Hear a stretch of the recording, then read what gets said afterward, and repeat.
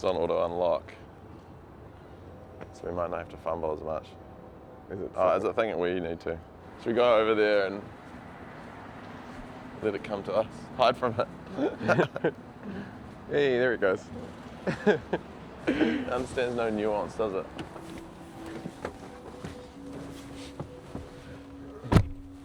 Get in, Charlie.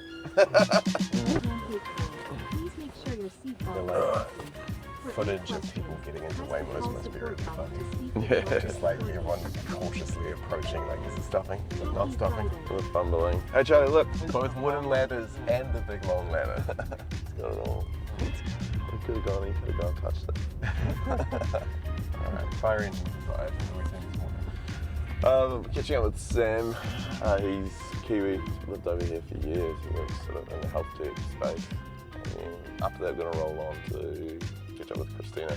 She's an investor, who's been a VC. She's worked with a few New Zealand companies and now is doing sort of holdco model, I think. So yeah, it'll be interesting to get that view on things. Yeah, try to take a step. Spin around now.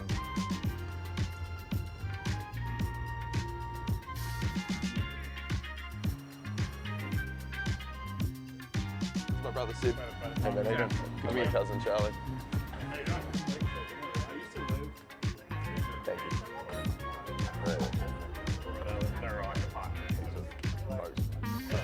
Good to catch up, bro. Yeah. Hope the house hunting goes well, man. Cheers for catching up, Christina. I'm just keen to hear about like what are you up to at the moment? What's your sort of background? So background, I've been in finance my entire career.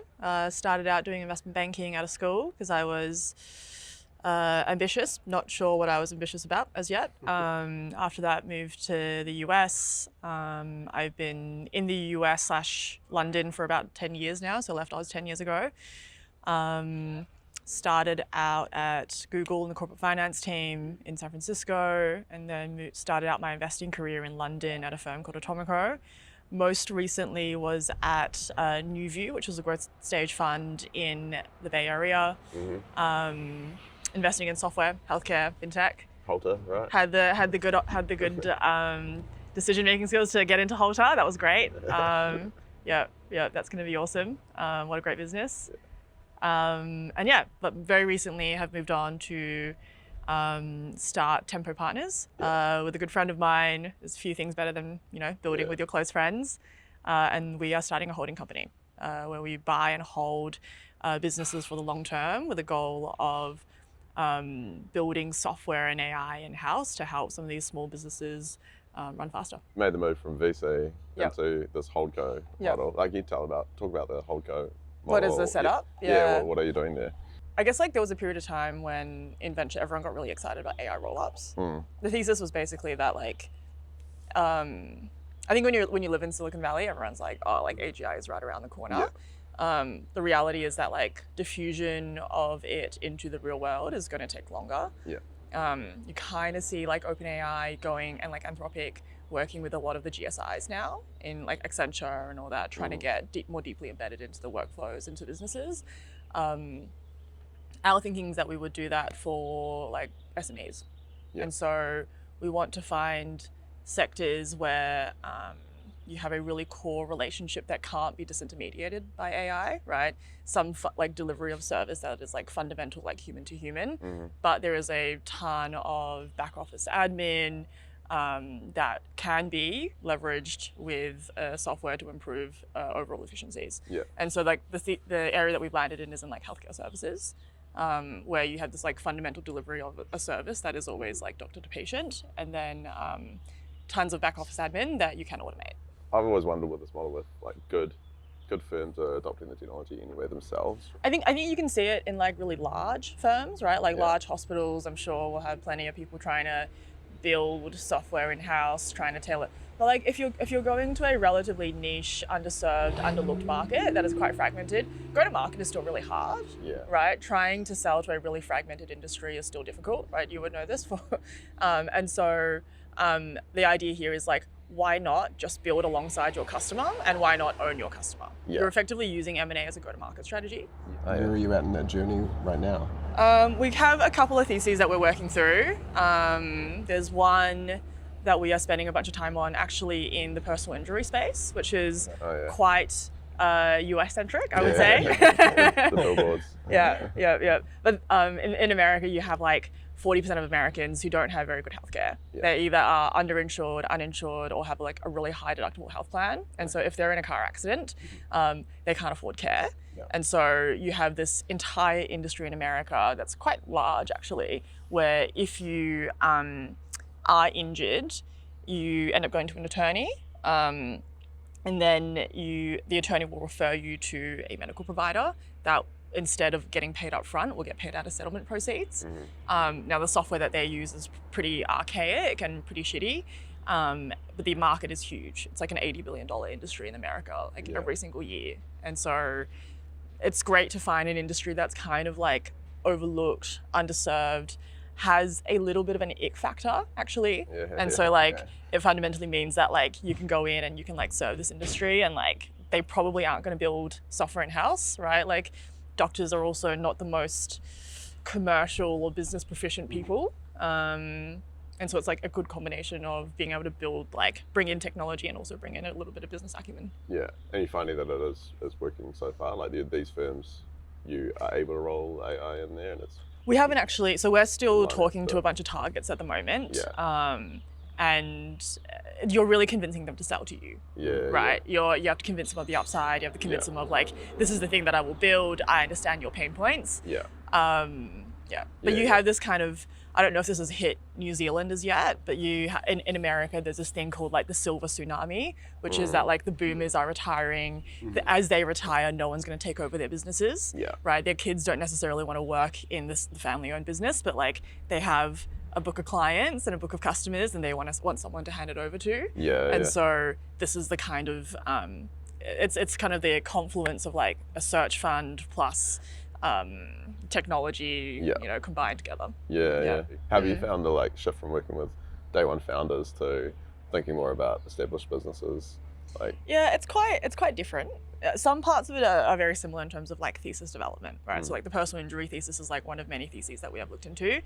The big difference between, I would say, like day one founders or like venture backed founders and like the average like SMB family owned business founder is the family owned business founder is never running at a loss.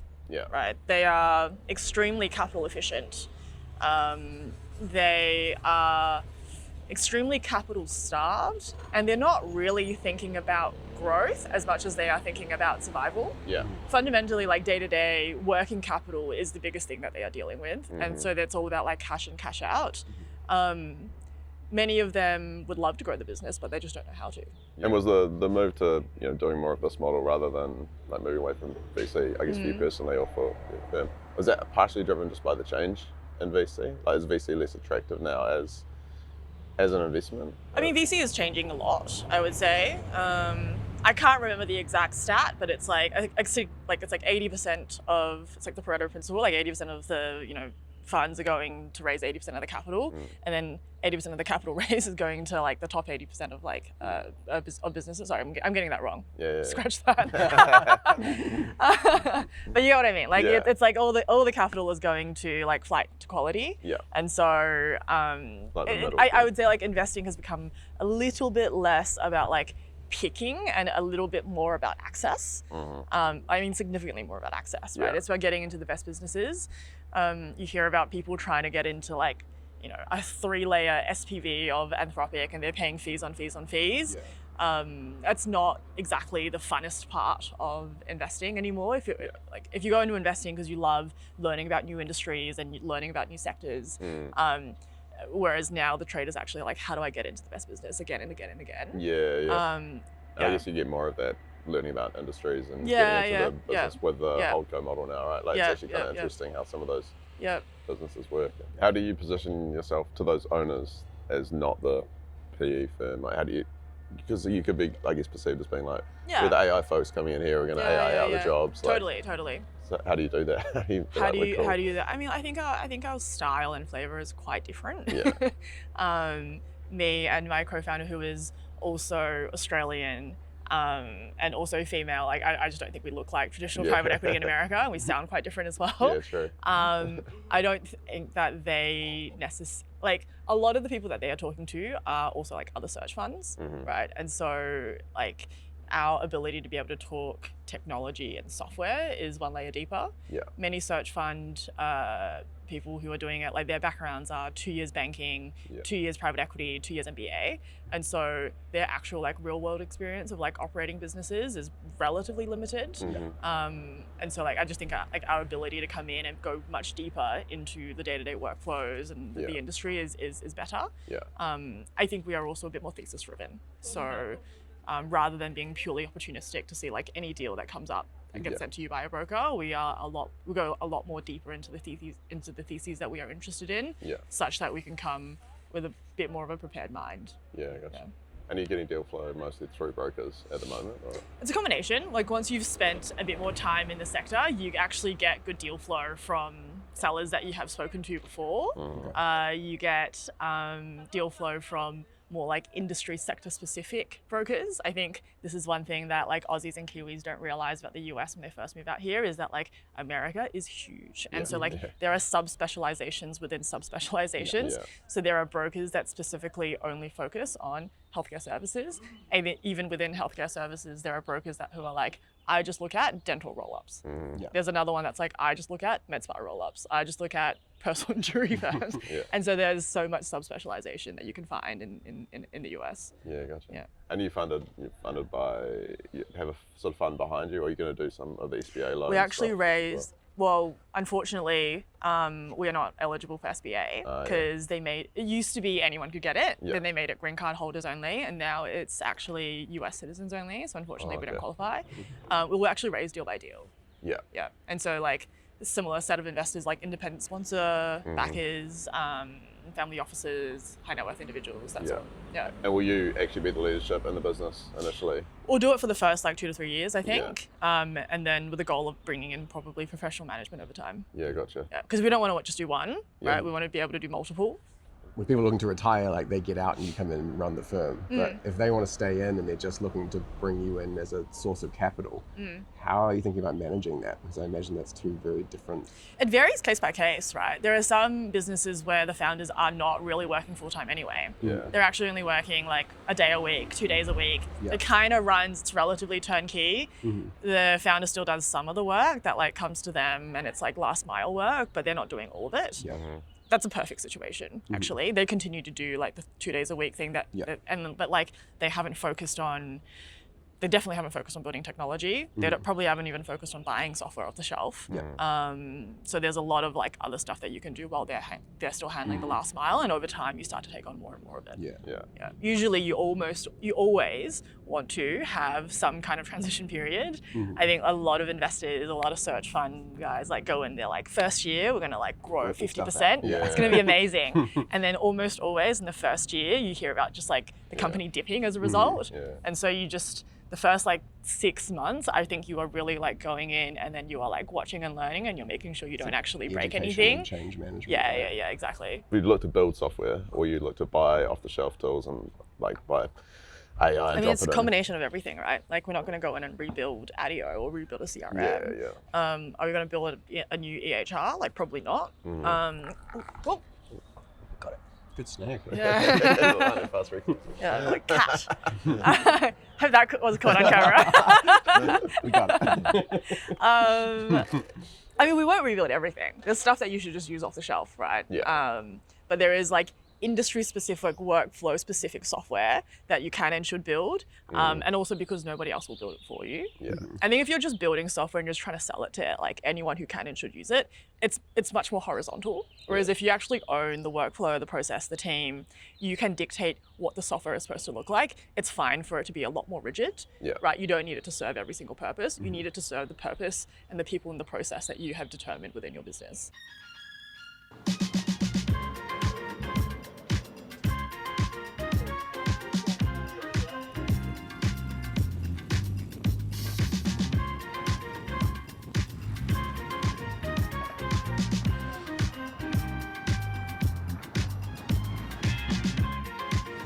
price of time.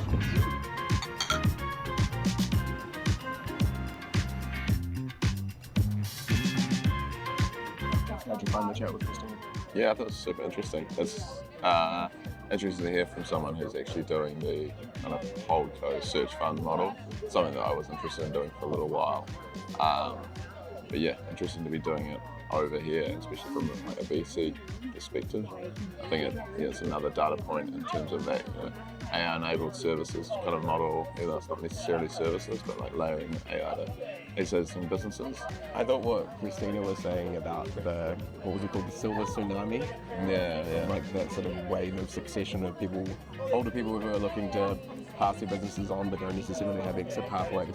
That's something that we've talked about a fair amount in the ANZ too, but I think what was interesting from what she was saying is like it can be quite easy to find those types of businesses here because it's so specialised in terms of brokers. It goes down to like individual vertical level of specialisations within that. Whereas like I think back home, that's probably a much harder thing to do because it's just so much more generalised.